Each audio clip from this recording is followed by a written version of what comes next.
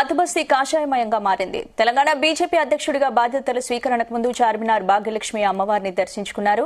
ఈ సందర్భంగా భారీగా బీజేపీ కార్యకర్తలు కాషాయ జెండాలతో తరలివచ్చారు. రామచంద్రరావుకు ఘనస్వాగతం పలికారు. ఆలయంలో ఆయన ప్రత్యేక పూజలు చేశారు. తన నివాసం నుంచి ర్యాలీగా బయలుదేరిన ఆయన ముందుగా ఉస్మానియా వర్సిటీలోని సరస్వతి దేవాలయాన్ని సందర్శించారు.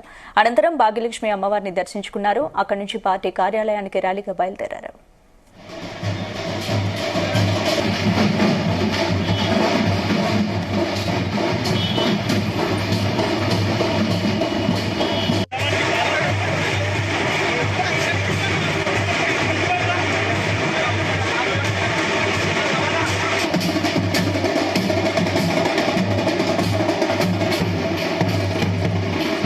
అధ్యక్షుడి యొక్క పదవి మొన్న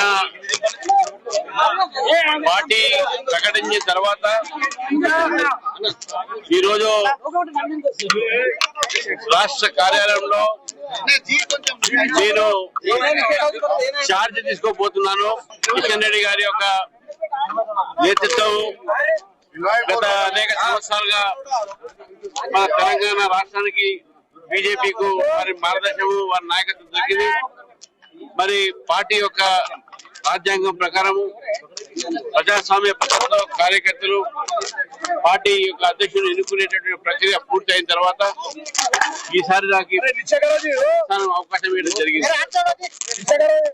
ఈరోజు భాగ్యలక్ష్మి మాతా టెంపుల్ కు ఇక్కడ ఆశీర్వాదం తీసుకున్నాను.